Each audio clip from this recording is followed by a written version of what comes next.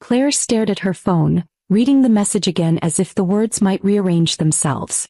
They didn't. This year it's just Sarah's family. Hope you understand. November sunlight spilled through the tall windows of her Boston apartment, catching the edge of a crystal vase she had bought only last week. Outside, small sailboats dotted the harbor, their white sails glowing against the deep blue water. Everything around her, soft gray furniture, neat shelves, polished marble counters, spoke of success. Yet none of it filled the hollow ache in her chest. Her thumb hovered above the screen. Dozens of replies came to mind, sharp questions and quiet pleas. In the end she typed just one word: enjoy. She set the phone down gently and pressed her palms against the cool countertop. Her reflection on the shiny surface looked calm and controlled.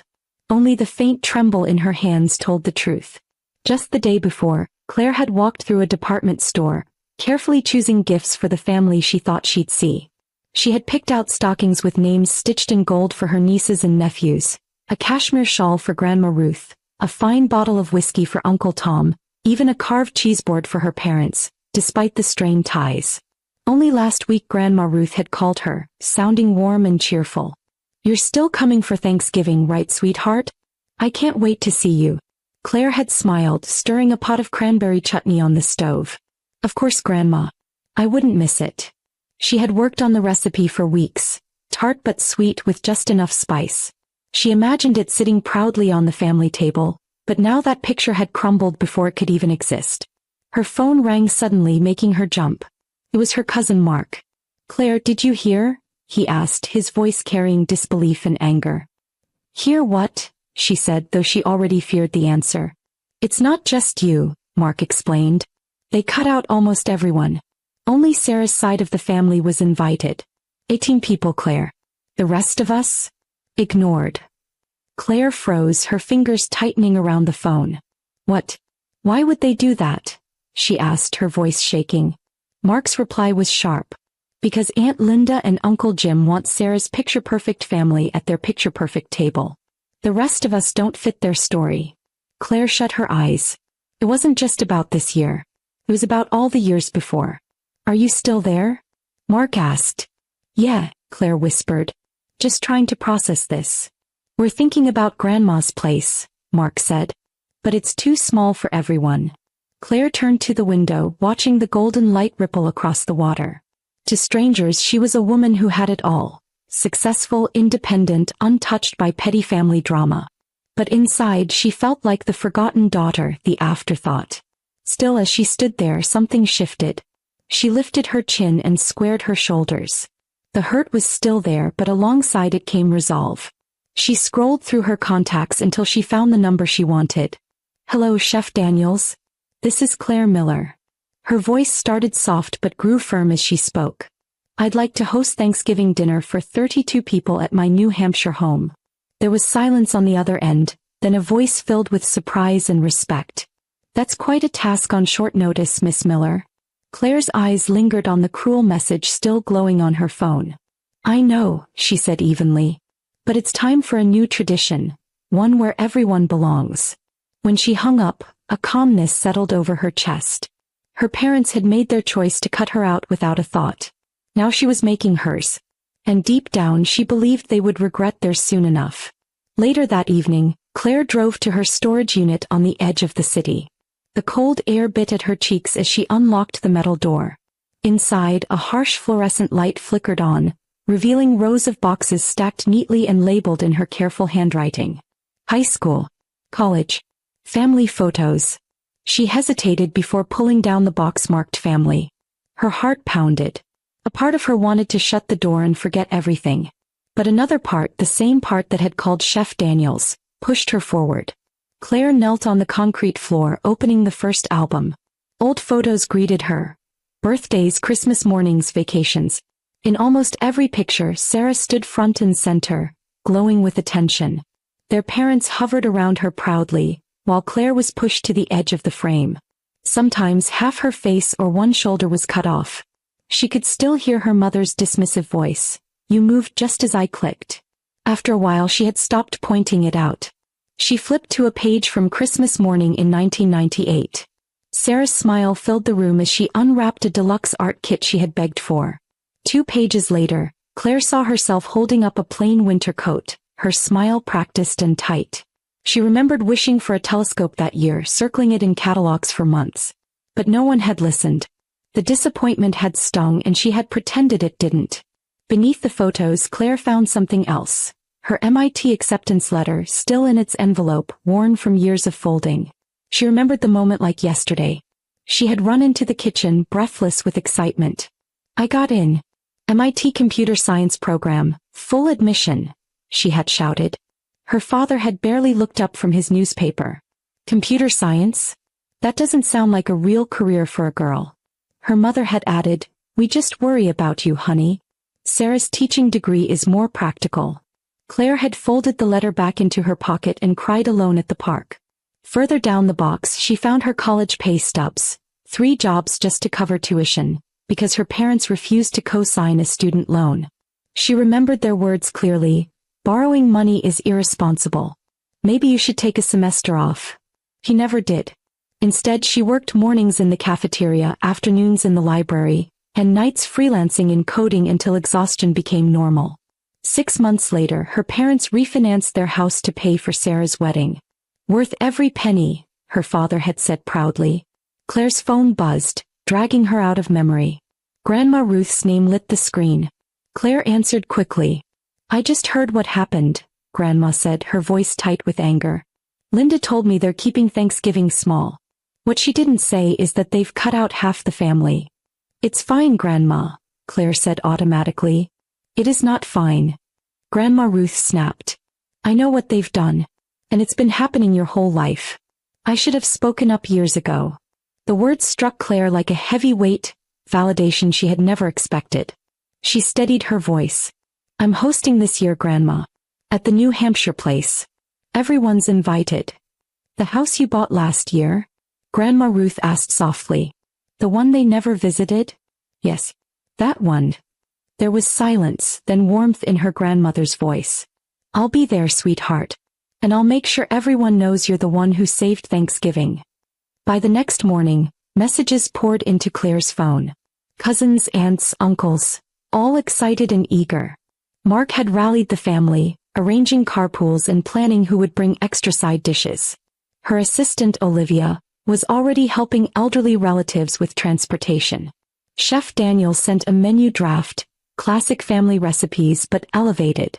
For the first time in years, Claire felt something she hadn't in a long time. She felt chosen. The following day she drove up the winding driveway of her New Hampshire estate. The colonial-style mansion rose before her, its white columns gleaming against the November sky. The property stretched across 40 acres with bare trees standing like guards around the house. Alan, the caretaker, greeted her warmly at the door. "Good timing, Miss Miller. Forecast says snow by next week. I've checked the generator twice already."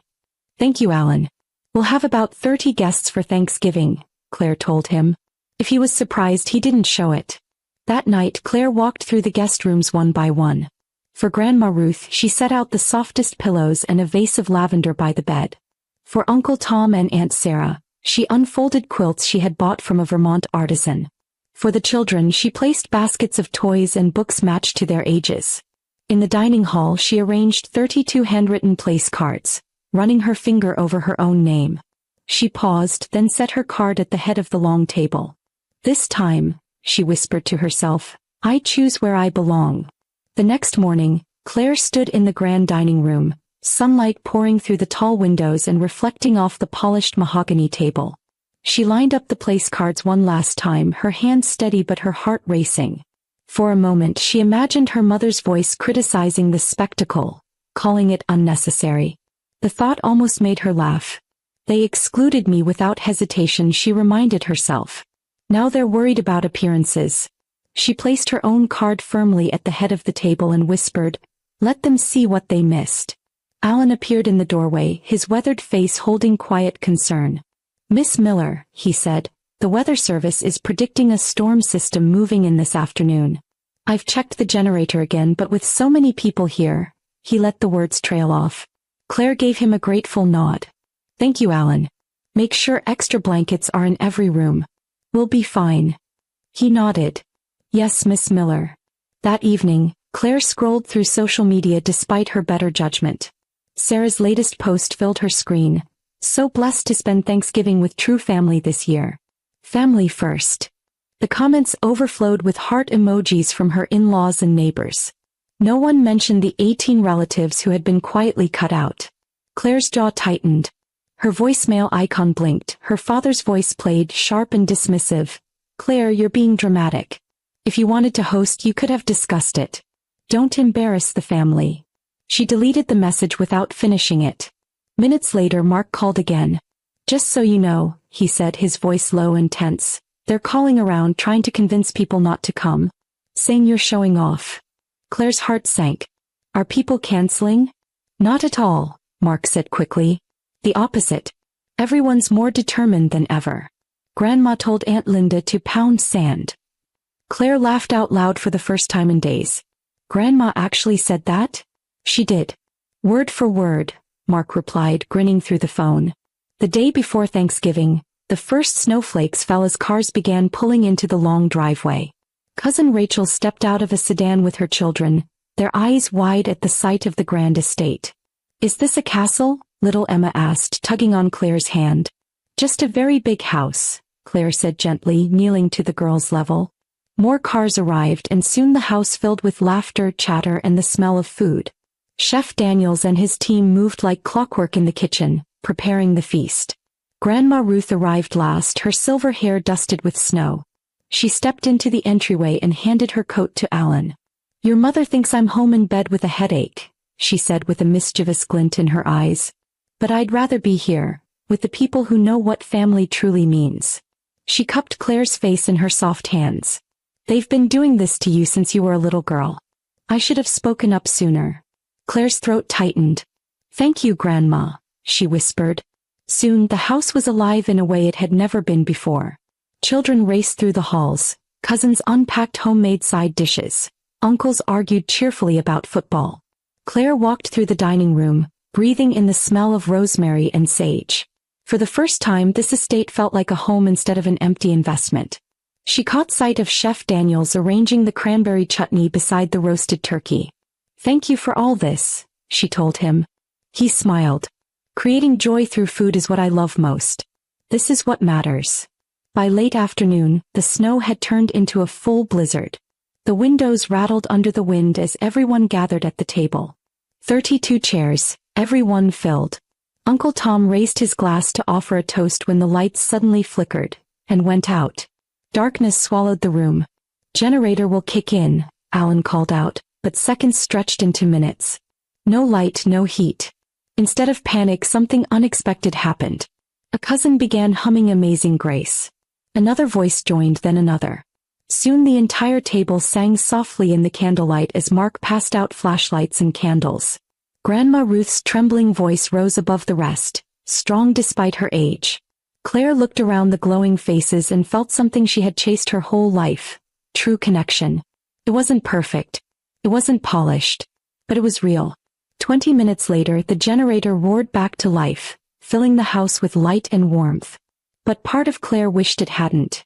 In the flickering candlelight, surrounded by laughter and song, she had found what her parents' perfect table never gave her: belonging. Alan appeared at her side. Storm knocked out power across the county. Reports say your parents' neighborhood will be without electricity for hours. Just the 7 of them in that big house, he added. Claire's gaze swept the room, 32 people warm and fed. For the first time in years, she smiled without bitterness. The next morning, sunlight streamed through the eastern windows of Claire's estate. Snow glittered across the fields outside like diamonds. Inside, cousins lingered over coffee and pastries, children played by the fireplace, and the house hummed with life. Claire refilled Grandma Ruth's cup. Yesterday was perfect, Grandma whispered, her eyes sparkling. The best Thanksgiving in years. And it's because of you. Claire's phone buzzed with notifications. Photos and videos of the night before were already spreading online. Cousin Tyler had posted a shot of the dining table glowing with candles, writing, "The most beautiful Thanksgiving we've ever had." Another cousin shared a video of everyone singing during the blackout. The estate looked magical, Snow swirling outside, warmth glowing inside. Claire scrolled quietly, her heart both light and heavy. Rachel, one of her cousins, leaned over her shoulder. You know, you're barely in any of these pictures. Claire nodded with a soft smile. I don't need to be. The gathering speaks for itself. Just then her phone rang. Rachel's eyes widened. It's Sarah's husband. Claire answered calmly. Hello, David. Claire, his voice was strained. I just wanted to say, yesterday looked nice. It was, she said simply. He hesitated. I accidentally tagged your parents in a post last night. Melissa's upset. People are asking questions. Claire's lips curved. That tends to happen when the truth comes out. By noon, her parents' phones were blowing up. Neighbors, church members, friends. Everyone was asking why they weren't at the larger family gathering. Someone had even posted a side-by-side photo. Claire's vibrant table of 32, against her parents' lonely table of 7. The difference was striking. Grandma Ruth chuckled. Your mother called me already furious. I told her it was the first time the family felt whole in years. That evening, Claire finally answered one of her parents' calls. Her mother's voice came sharp and trembling. How could you do this to us? Throw some extravagant party just to humiliate us? Claire stayed calm. I only set another table because you told me I wasn't invited to yours. You know that's not, her mother started but stopped when Claire cut in. It's exactly what happened. Her father's voice joined in, stern but uneasy. Claire, this has gotten out of hand. Let's meet in person and discuss. Fine, Claire replied.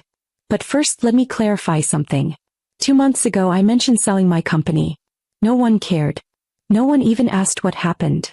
Silence filled the line. I sold CyberGuard for $420 million, she said evenly. Her father sucked in a breath, stunned. Claire ended the call before either could respond. 2 days later the doorbell rang.